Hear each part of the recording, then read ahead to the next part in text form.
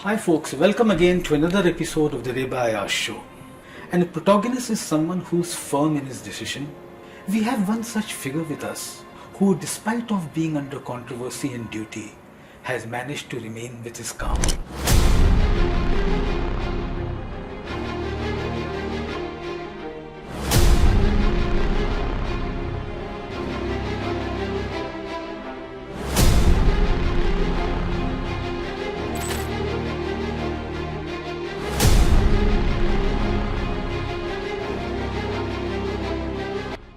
On our show today, Wankhede sir.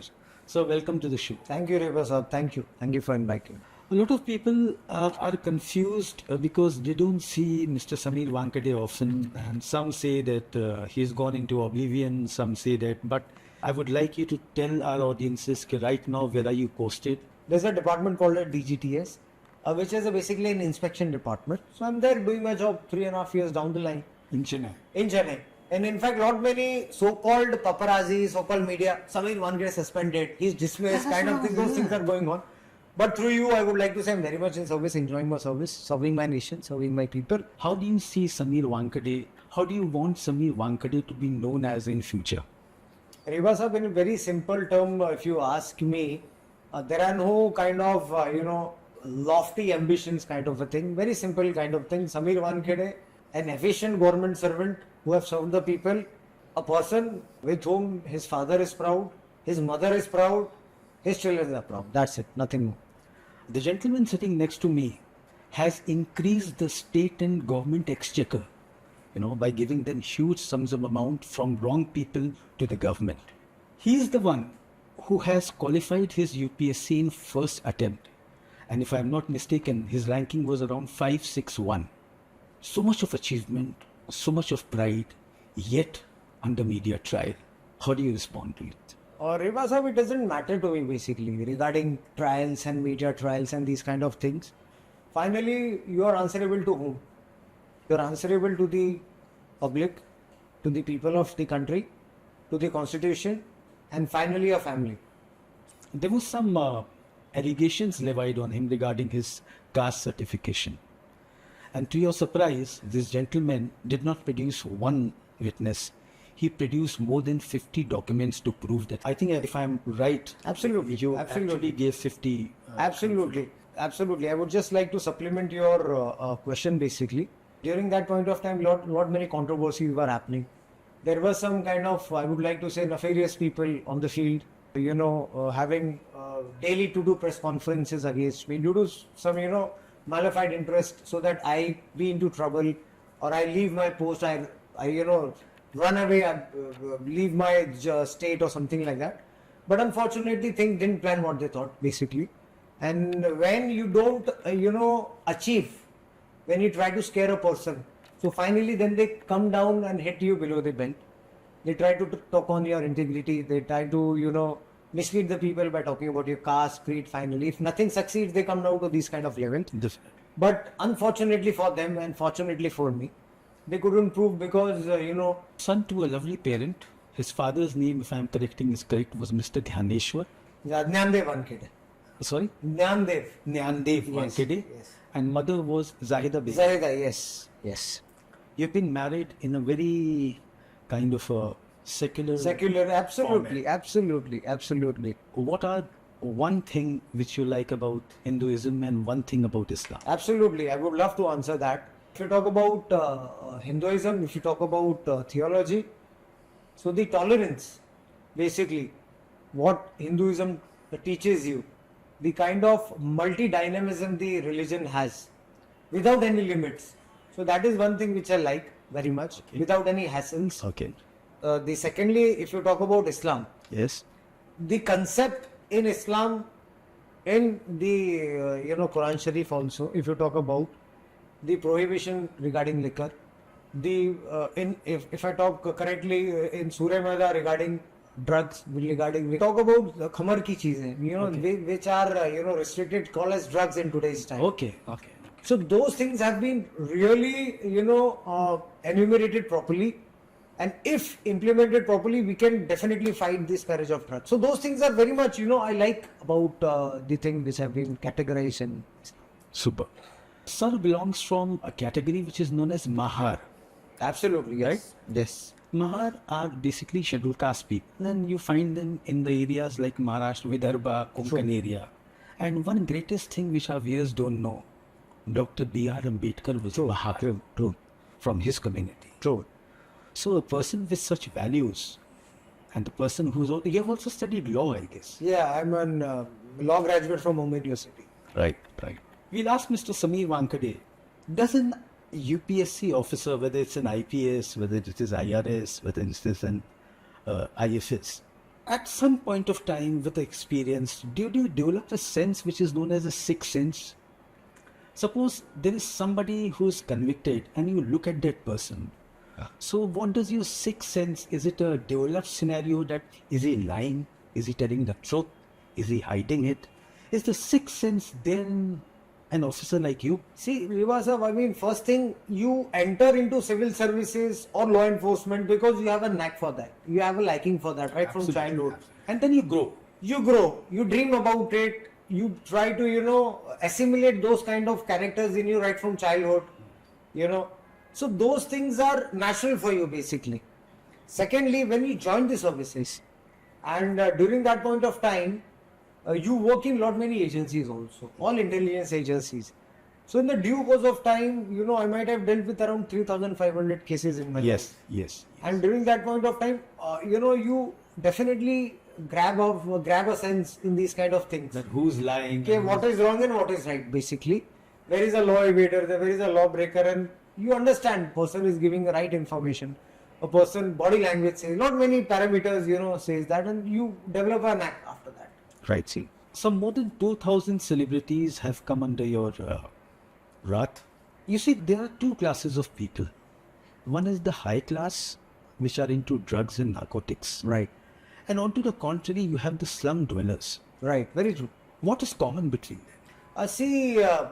If you talk about the so-called celebrities and high class, I would like to, specifically state that the issue of drug consumption, basically it's not only confined to the high class people and the low class. It is a very general statement nowadays. It's a general universal problem. I think for low class, you have ganja. I will come to that. See, basically, middle class also we have issues, high class also we have issues. And unfortunately, the people who are staying in slums, they also have the same issues. But the drug and the habits are different, basically, I would like to say. In high class, the people can afford high-end drugs like cocaine, like hydroponic weed, drugs like LSD, lysergic acid, which is very expensive in the market. And only high-class people can afford that. You talk about the slums, unfortunately, the less privileged people. So those people can't afford these kind of drugs. Then after that, they're habituated to drugs like, dual drugs, NRX drugs, what I would like to call it, like alprazolam, tramadol, etizolam, which are very cheap to be gotten. Secondly, they are also addicted to, drugs like opium derivatives like cough syrups and all those. So which is very, cheap and easily available across the market. Well, I'm talking about the music industry. Music industry had a time of 70s and 80s, which was known as the flower power era. That was the time when all the rock stars and all used to go in for high doses of cocaine and all that stuff. Examples are people like Jim Morrison, Bob Dylan, Pink Floyd. True. That inspiration comes from there. True. And then Jim Morrison died at the age of 27 because of overdose of drugs. Right. Do you think that the music has a big role to play for an individual to get on to things like drugs when I'm talking about a particular class and section of society? Reba sir, I think so. This is just, kind of a, mental condition what people might be thinking about. In some facets, in some drugs like psychedelic music, if you talk about. Psychedelics. That's the term. You talk about psychedelic music, so there are some kind of drugs basically which complement these kind of music basically. Like LSD, I spoke with you, like lysergic acid. Hallucinations. So these are hallucinations, absolutely. So these kind of drugs complement psychedelic, kind of music and all those things. So it is right from before we have been seeing that those luminaries whom you name right now. For that reason, yes, there is something called as high, good high and bad high also. Mm-hmm. Whenever you consume these kind of things, you feel good. In rave parties also, you try to consume these kind of drugs. So yes, there is a connection between such kind of drugs and music, basically. You're a very strict enforcement guy. Okay, that is, looking at you, one gets the feeling that no nonsense with it. That's the feeling. But what about the human empathy side? Suppose if you find out someone who's into drugs, of course, you as an officer will definitely look at it from the lawful perspective. But what is the human side? What is the empathy side? How do you deal with such See, it's we all are human beings basically. First thing, as I said, our allegiance, our dedication is towards the duty and in the constitution and the law wherever you are posted with that. So we have to do our duty if any such kind of thing comes in. But I have no hesitations in accepting one thing. While on field, you come across such situations where you really feel very bad about it. For example, one case I remember in Maine when I was posted at NCB. So one, drug peddler we had intercepted. She was a lady, and with commercial quantity of methadone we had intercepted her. So as a follow-up operation, we need to basically, as per the law, you need to search and for the seizure also as per the SOPs. Sure. So she was taken into custody. My team conducted a follow-up search, including me. So when we entered the house, we found a small baby, a toddler, having milk. And taking care of that toddler, there was another girl, a child I would like to say, who might be in 10th or 9th or 10th standard, taking care of that child. And mother was outside to feed them. And for that reason, she was into this kind of nefarious activity. So at that point of time, you really feel bad. Who will take care of those children? At the personal level, yes, you feel bad. And not as an Once you officer. felt bad, what did you do? Absolutely. So there are a lot many NGOs also. At your private level, you can maximum help. Basically, admissions, you can take care of those things. Then you can, link up with some Nasha Mukti Mandals who can take financial care of the child. So those things we try to do at my personal level, of course. There's one thing which I would like to ask, maybe it's for our viewers. You find all the schools in Mumbai, so, and I think drugs and all, they start from school level, too, if I am. Very true, yeah, absolutely. Most of the time. How should a parent deal when he finds out that my son or daughter has started taking drugs? See, there are a lot many giveaways basically. There are a lot many indications, there are a lot many symptoms. Because I've heard that it's tough rehabs and all that stuff. True. First thing, the parents need to interact with the child. Okay. If you kind of witness things which are, dark circles are happening, sleep patterns are very much disturbed, night, the person, your son, your daughter, whoever it is, there are sleep disturbances, the person is awake all night. Thirdly, loss of appetite is also there. Fourthly, a lot of, social media usages or mobile usages during the night time. Then after that, a lot of pocket money, you see the pattern pocket money is increased, the expenditure of the child is increased. So you need to understand. Then finally, after that, if a person is continuously in the house or surveillance is happening due to from the parents, so there are a lot of withdrawal symptoms, cramps, stomach aches. So you need to understand something is wrong with the child. Is there any blood test which tells you that? See, there are a lot many private blood tests also which is happening. Lot many private agencies or labs are also providing that. Hospitals are providing that. So, but in any case, if you come to know such symptoms are there, such kind of thing is happening, you need to immediately, rush your child to a rehab center. I'll tell you why. See, there are a lot many basically levels for de-addictions. If a person has just started, has just been addicted, so counseling can also help him. But if a person has gone to some other level, advanced level, so there are a lot many medical intervention also, like methadone treatments are being given, where a person can undergo treatment for about 40 to 60 days depending upon the treatment given. But 100% he can come out of it. Right. Not many government hospitals are giving that free of cost. Not many private rehab centers are also there as per the capacity of the parents of the child, financial capacity. Not many rehab centers are there. But finally the bottom line is, don't take it for granted. Don't think it is a taboo. It is a medical illness, I would like to say. It is an illness, it can happen with anybody. Addiction can happen with anybody. Okay. So don't take it as a taboo. Don't try to hide it.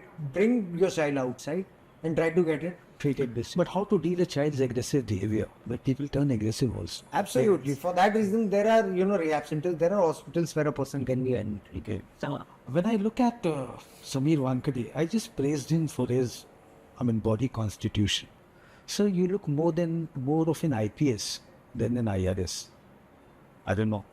Why didn't you opt for IPS? See, Reba Saab, you might not be aware of that. When I joined, gave civil services, so during that point of time, I had 4 priorities of mine. One was IPS, second was IRS, third was Railway Protection Force, fourth was Delhi Police, ECP, DALIPS, that is called as. Rest of the services I was not interested. I never wanted to become an IS officer. I never wanted to become an IFS officer or some other service. Only I was interested in these 4 because these 4 services have uniform, number 1. And number 2, they are very challenging job. And to me, I had given set a target for myself, and to my parents also I had said the same thing. Okay, I will appear only once. If I clear it, that's fine. If I don't, I will not give my exam again.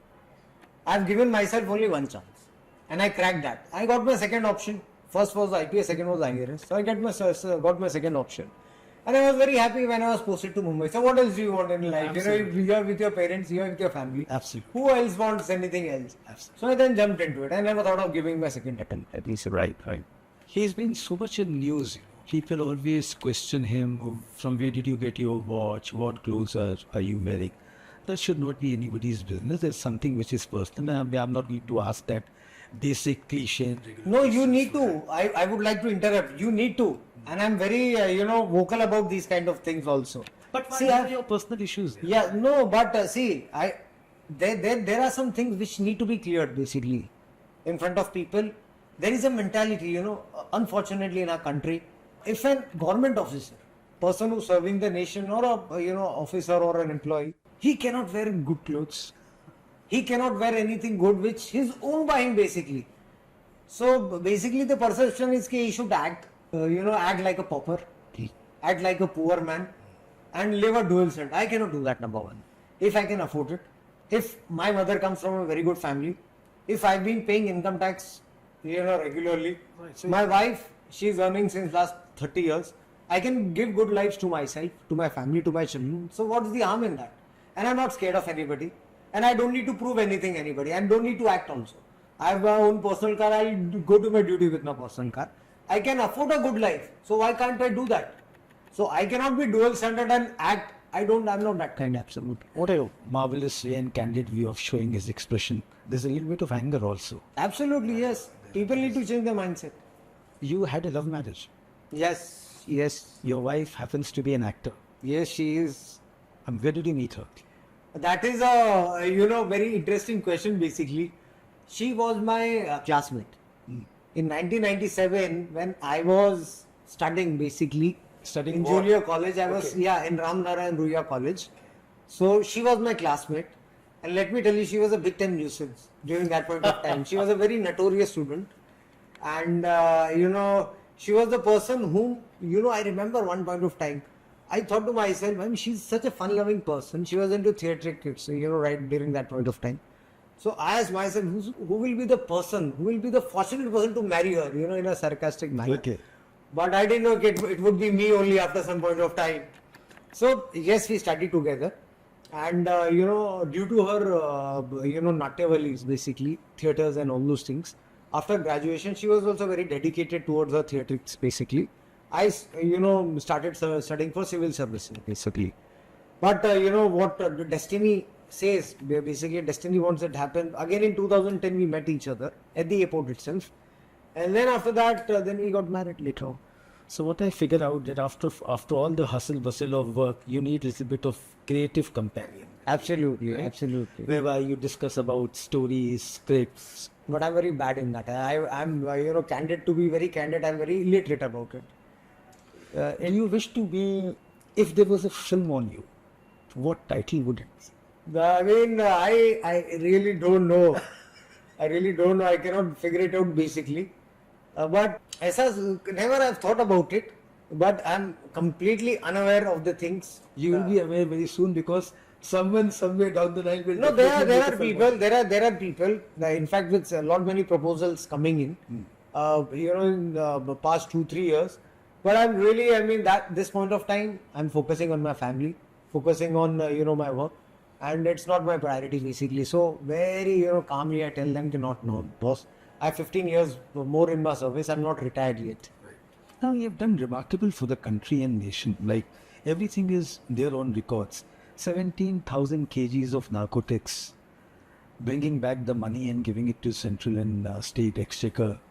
Did you ever had a physical fight with a peddler? Lot many times, you know. Not only with peddlers, lot many times it happens, and part of parcel of the job. When you wear a uniform, so these things come, you know, with the job. During my time in NI, then during my time at the airport also, and of course when you work in NCB, the people who are against you are basically drug suppliers, peddlers, who themselves lot many times consume drugs, so they don't know what they are doing basically, and they have no inhibitions in attacking the law enforcement and the police. So lot many times it happens. Few times we have been injured also. Me, myself, my team, we have been injured. Yeah. But part and parcel of the job. There's one question I would like to ask you. I have to understand it from the perspective of law, which you're going to tell me. Suppose I go out with a friend. Right. And there is a raid. Right. And that friend of mine, on searching him, there are drugs in him. That guy is taken into custody. A friend, that is me, I'm also searched and there are no drugs in me. Am I an accomplice in the crime? See, basically there is a concept called as conscious possession also in NDPS Act. Here the concept I will let you know. I'm not carrying anything. Yeah. See, there is something called as mens rea, which is called as the culpability of a crime, mental culpability of a crime, knowledge of a crime. Now, in this case, when you are accompanying a person is caught with NDPS and you have absolutely no knowledge about it, nothing can harm you basically. But there is a wrong notion basically. I would like to educate also people through your podcast. Not necessary, not having drugs on you doesn't make you not culpable. Okay. Not many times. For example, there is basically a person who's caught with drugs. There is a peddler who's caught with drugs. So logically, there will be a person who has manufactured that drugs. Yes. There is a person who's going to consume that drugs. There is a person who will be receiving a drug.